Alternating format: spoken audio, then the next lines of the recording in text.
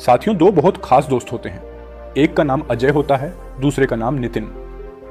नितिन और अजय दोनों मिलकर सब्जी बेच रहे थे। सब्जी बेचते बेचते वे गांव गांव गली गली जाया करते थे। एक दिन एक महिला उनके पास आती है और सब्जी का मोल भाव करने लगती है। बातचीत के दौरान वह कहती है, भैया सब्जी थोड़ी महंगी लगा रहे हो, थोड़ा सस्ता कर दो। इस तरह की बातचीत करीब 1.5 से 2 मिनट तक चलती रहती है। महिला सब्जी खरीदकर आराम से वहां से चली जाती है। तभी नितिन अपने दोस्त अजय को देखता रह जाता है और देखते देखते कहता है, मुझे तो यकीन नहीं होता, यह महिला तुम्हारी पत्नी की तरह दिखाई देती है। उसी की तरह बात करती है, उसी की तरह मोल भाव करती है। ऐसा लग रहा है जैसे तुम्हारी पत्नी हो। अजय यह बात सुनता है, लेकिन उसे ऐसा महसूस होता है जैसे कुछ हुआ ही नहीं। तभी नितिन कहता है, मैं तुमसे एक गंभीर बात कर रहा हूं, लेकिन तुम ध्यान क्यों नहीं दे रहे हो? अजय जवाब देता है, ध्यान इसलिए नहीं दे रहा क्योंकि जिसकी मौत 7 साल पहले हो चुकी हो, जिसके मरने के इल्जाम में मैंने 18 महीने जेल में गुजारे हों, जिसके मामले की जांच के लिए पुलिस ने 20,000 रुपए का इनाम रखा हो, उसके बारे में सोचना ही बेकार है। तुम्हारी ये बातें सिर्फ मनगढ़ंत लग रही हैं। लेकिन नितिन अपने दोस्त के पीछे पड़ जाता है और कहता है, चाहे जो भी हो, तुम्हें इस मामले को खुद देखना चाहिए, बल्कि हमें दोनों को मिलकर इसकी सच्चाई का पता लगाना चाहिए। आखिरकार दोनों दोस्तों ने मिलकर इस मामले की जांच पड़ताल शुरू की। जब उन्होंने गहराई से जांच की तो पता चला कि जिस महिला से वे बात कर रहे थे वह वास्तव में अजय की पत्नी ही थी। इसके बाद जब यह मामला अखबारों के माध्यम से लोगों तक पहुंचा तो न केवल पुलिस की भारी फजीहत हुई, बल्कि इस घटना की गूंज 2 प्रदेशों तक फैल गई। लोग सोचने पर मजबूर हो गए कि आखिर पुलिस किस स्तर पर काम कर रही है, जहां किसी निर्दोष की पूरी जिंदगी बर्बाद हो सकती है। इस कहानी में भी कुछ ऐसा ही हुआ। कई जिंदगियां पूरी तरह से बर्बाद हो गई थीं। दोस्तों नमस्कार, मैं नीरज कुमार।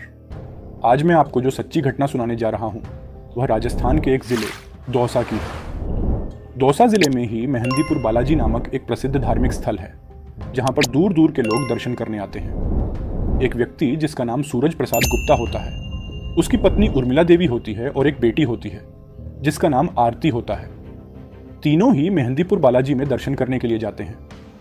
दर्शन करने के बाद वे बाजार में घूम रहे थे। घूमते घूमते समाधि वाली गली में बंबई वाली धर्मशाला के पास पहुंच जाते हैं। धर्मशाला के ठीक सामने धार्मिक किताबों और तस्वीरों की एक दुकान होती है। जब वे तस्वीरों की दुकान में पहुंचते हैं तो आरती वहां तस्वीरें देखने लगती हैं और अलग अलग तस्वीरों के मोल भाव में लग जाती है। वहां 2 लड़के खड़े होते हैं। एक का नाम नितिन सैनी होता है और दूसरे का नाम अजय सैनी। दरअसल अजय सैनी ही उसे तस्वीरें दिखा रहा था। आरती तस्वीरें देखते हुए बातचीत करने लगती है। इसी दौरान अजय और आरती की नजरें अचानक टकरा जाती हैं और दोनों के बीच एक अजीब सा आकर्षण पैदा हो जाता है। उन्होंने कभी कल्पना भी नहीं की थी कि यह छोटी सी मुलाकात दोस्ती में बदल जाएगी और दोस्ती कब प्यार का रूप ले लेगी, इसका उन्हें अंदाजा भी नहीं था। इसके बाद दोनों एक दूसरे का नंबर लेते हैं और बातचीत का सिलसिला शुरू हो जाता है। लड़की अपने घर वापस चली जाती है और लड़का अपनी दुकान पर काम करने लगता है। बातचीत का सिलसिला लगातार चलता रहता है। कुछ समय बाद दोनों ने फैसला किया कि उन्हें शादी कर लेनी चाहिए। इस सोच के साथ एक दिन लड़की अचानक अपने माता पिता को छोड़कर चुपचाप घर से निकल जाती है। 5 सितंबर 2015 को जब लड़की अचानक गायब हो जाती है तो उसके माता पिता उसे हर जगह तलाशने की कोशिश करते हैं।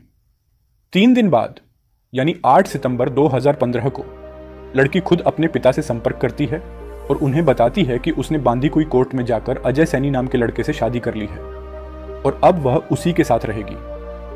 वह अपने गांव का पता भी अपने पिता को दे देती है और कहती है, पापा आप बिल्कुल परेशान मत होना, मैं अपनी नई दुनिया और नई जिंदगी में पूरी तरह खुश हूं। यह बात सुनने के बाद उसके पिता ने थोड़ी तसल्ली कर ली। इसके बाद अजय सैनी अपनी पत्नी आरती को अपने घर लेकर जाता है। घर पहुंचकर वह अपने परिवार वालों को बताता है कि उसने इस लड़की से शादी कर ली है।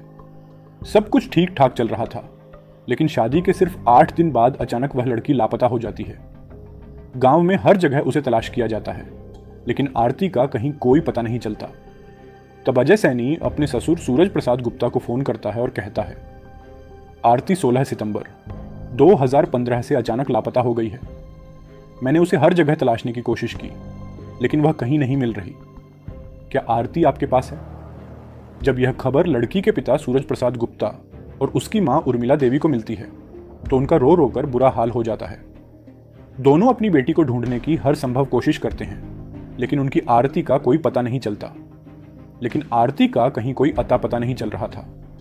तभी सूरज प्रसाद गुप्ता अपनी पत्नी को लेकर वृंदावन कोतवाली, जिला मथुरा, उत्तर प्रदेश जाता है और वहां पुलिस से कहता है, मेरी बेटी अचानक लापता हो गई है, कृपया उसकी तलाश करें। पुलिस ने मुकदमा तो दर्ज कर लिया, लेकिन इस मामले को उतनी गंभीरता से नहीं लिया जितनी लेनी चाहिए थी। इस तरह आरती को गायब हुए 6 महीने बीत जाते हैं। 6 महीने बाद सूरज प्रसाद गुप्ता अखबार पढ़ रहा था। अचानक उसकी नज़र एक खबर पर पड़ी। उत्तर प्रदेश के मथुरा जिले में मगोरा थाना क्षेत्र में एक लड़की की लाश मिली थी। लड़की की उम्र लगभग 32 साल के आसपास बताई जा रही थी।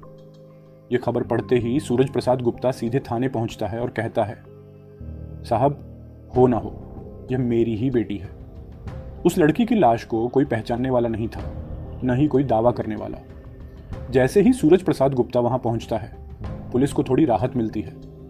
इसके बाद पुलिस मामले की गहराई से जांच पड़ताल शुरू कर देती है। पुलिस की टीम मेहंदीपुर बालाजी पहुंचती है और वहां से अजय सैनी और उसके दोस्त नितिन सैनी को हिरासत में ले लेती है, क्योंकि नितिन का नाम भी एफआईआर में दर्ज किया गया था। पुलिस जब दोनों को हिरासत में लेकर पूछताछ शुरू करती है तो वे शुरुआत में इधर उधर की बातें करने लगते हैं, लेकिन जब पुलिस ने सख्ती बरती तो उन्होंने सच उगलना शुरू कर दिया। दरअसल पुलिस ने दोनों को एक कमरे में बंद कर दिया। फिर अजय सैनी के हाथ के नाखून उखाड़ दिए और उसे 3rd डिग्री टॉर्चर दिया गया। उन्हें उल्टा लटका दिया गया और बुरी तरह पीटा गया। जब पुलिस ने कहा, इनका एनकाउंटर कर देते हैं, तो दोनों डर गए और उन्होंने अपना जुर्म कबूल कर लिया। उन्होंने कहा, साहब, हमने ही आरती को मारा है। पुलिस ने दोनों को गिरफ्तार कर जेल भेज दिया।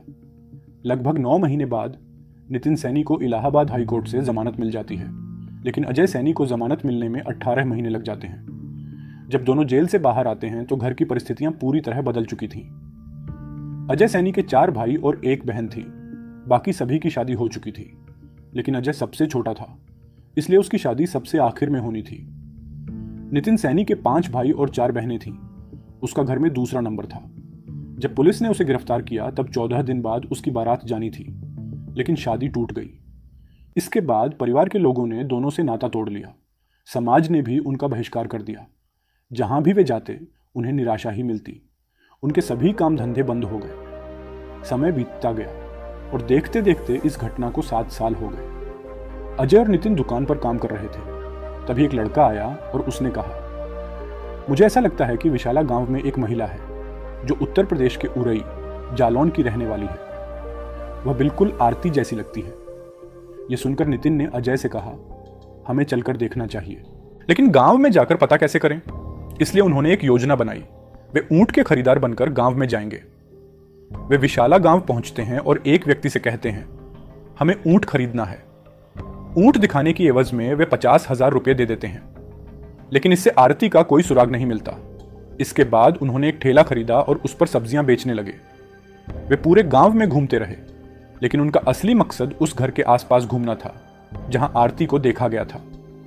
7 साल बीत जाते हैं और अजय सैनी व नितिन सैनी अब सब्जी बेचकर गुजारा कर रहे थे। एक दिन इत्तेफाक से आरती ही घर से बाहर निकल आती है, लेकिन जब वह अजय और नितिन को देखती है तो उन्हें पहचान ही नहीं पाती, क्योंकि उन्होंने अपना रूप रंग पूरी तरह से बदल लिया था। जब वे सब्जी बेच रहे थे तो आरती उनके पास आई और सब्जियों के दाम को लेकर मोलभाव करने लगी। मोलभाव करते करते काफी देर हो गई और फिर वह वहां से चली गई। तभी अजय और नितिन एक दूसरे को देखते हैं और कहते हैं, यह तो सचमुच वही आरती है जिसके मर्डर के इल्जाम में हम जेल जा चुके हैं। इसके बाद वे दोनों सीधे मेहंदीपुर बालाजी पुलिस स्टेशन जाते हैं और वहां के एसएचओ अजीत भट्सरा से बातचीत करते हैं। अजय कहता है, साहब, मेरी पत्नी आरती जीवित है। वह फलांग गांव में रह रही है, लेकिन हम पर उसके मर्डर का केस चल रहा है। हम रोज कोर्ट की तारीखों पर जाते हैं। बहुत परेशान हो चुके हैं। कृपया हमारी मदद कीजिए। पुलिस को यह कहानी मजाक लगती है और एसएचओ कहते हैं, बिना सबूत के हम कुछ नहीं कर सकते। अब अजय और नितिन के सामने सवाल था, आगे क्या करें? फिर उन्होंने एक प्लान बनाया। वे ई मित्र सरकारी कर्मचारी बनकर गांव में जाते हैं।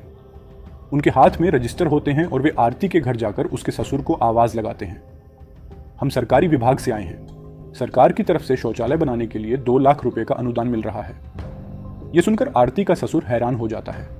वह कहता है, लोगों को तो बहुत कम पैसे मिलते हैं, आप 2 लाख रुपए की बात क्यों कर रहे हो? वे जवाब देते हैं, सरकार लकी ड्रॉ निकाल रही है। अगर आपका नाम निकला तो 2 लाख रुपए मिल जाएंगे। इसके बाद वे उसे बातचीत में उलझा लेते हैं और कहते हैं, हमें बस यह जानकारी चाहिए कि आपके घर में कितने सदस्य रहते हैं। इस पर आरती का ससुर घर के सभी सदस्यों की जानकारी देता है और उनके आईडी प्रूफ, आधार कार्ड, पैन कार्ड आदि भी दिखा देता है। जब अजय और नितिन रजिस्टर के पन्ने पलटते हैं तो देखते हैं कि जिस महिला की वे तलाश कर रहे थे वही महिला आरती थी। उसके आईडी में उरई जालौन उत्तर प्रदेश का पता दर्ज था। दरअसल आरती के पिता उरई जालौन के रहने वाले थे। वे कुछ समय के लिए मथुरा वृंदावन में रहने लगे और वहीं से बालाजी के दर्शन के लिए आए थे। बाद में आरती ने अजय से शादी की और कोर्ट मैरिज में अपना पता उरई जालौन का लिखवाया था। अब पक्के सबूत मिलने के बाद वे दोनों फिर से एसएचओ अजीत भट्सरा के पास जाते हैं और कहते हैं, साहब ये रहे पूरे दस्तावेज, ये महिला जिंदा है। एसएचओ तुरंत मथुरा की एसटीएफ से संपर्क करते हैं और कहते हैं, 2015 में आपके पास एक केस आया था जिसमें कहा गया था कि एक महिला का मर्डर हो गया है। आपने खुलासा भी कर दिया था और आरोपियों को जेल भेज दिया था, लेकिन वह महिला मरी नहीं बल्कि जिंदा है। यह सुनकर पुलिस हैरान रह जाती है। इसके बाद एक टीम आरती की तलाश में भेजी जाती है। जब विशाला गांव के घर पर दबिश दी गई तो आरती को गिरफ्तार कर लिया गया।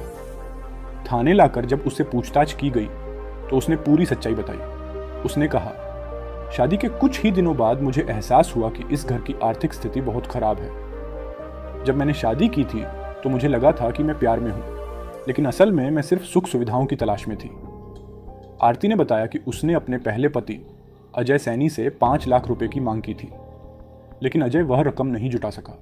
इससे नाराज होकर आरती अचानक घर छोड़कर चली गई और रफू चक्कर हो गई। कुछ महीने बाद उसने अपने पिता से संपर्क किया और कहा, मैंने अपना पुराना घर छोड़ दिया है और दूसरी शादी कर ली है। 7-8 महीने बाद उसके पिता ने मथुरा पुलिस से संपर्क किया और अजय को झूठे हत्या के केस में फंसा दिया। आरती का पिता हमेशा अपनी बेटी के संपर्क में था, लेकिन फिर भी अजय और नितिन को जेल भिजवा दिया। जब मीडिया ने अजय और नितिन से पूछा, जब तुमने कत्ल किया ही नहीं था तो जुर्म क्यों कबूल कर लिया, तो उन्होंने बताया कि पुलिस ने हमें 3rd डिग्री दी थी। हमें उल्टा लटकाकर पीटा गया, हमारे हाथों के नाखून तक उखाड़ लिए गए। जब पुलिस वालों ने कहा कि हम तुम्हारा एनकाउंटर कर देंगे तब हम डर गए और मजबूरी में जुर्म कबूल कर लिया। अजय के कबूलनामे के बाद नितिन को भी मजबूरी में हाँ में हाँ मिलानी पड़ी। साथियों, इस झूठे केस की वजह से उनका पूरा जीवन बर्बाद हो गया। नितिन के भाई बहनों की शादियां टूट गईं। अजय के परिवार की आर्थिक हालत बहुत खराब हो गई। दोनों परिवारों को समाज ने बहिष्कृत कर दिया। 20 लाख से ज्यादा का कर्ज चढ़ गया। कोई उन्हें नौकरी देने को तैयार नहीं था। जब आरती से पूछा गया कि तुमने अपनी मर्जी से दूसरी शादी कर ली थी तो तुमने पुलिस को क्यों नहीं बताया, तो उसने कहा, मैं अपनी नई शादी में बहुत खुश थी। अगर मैंने सच बता दिया होता तो मेरी दूसरी शादी टूट जाती, इसलिए मैंने चुप रहना ही सही समझा। जब यह पूरा घटनाक्रम अखबारों में छपा तो लोगों को यकीन ही नहीं हुआ कि कैसे निर्दोष लोगों को सिर्फ एक महिला की झूठी चुप्पी की वजह से जेल में डाल दिया गया। लेकिन लोगों को यह भी हैरानी हुई कि अजय और नितिन ने कितनी समझदारी और हिम्मत से अपनी बेगुनाही साबित की। साथियों, इस घटना में पुलिस की लापरवाही और क्रूरता की जितनी निंदा की जाए उतनी कम है। बिना जांच पड़ताल कैसे निर्दोषों को जेल में डाल दिया गया।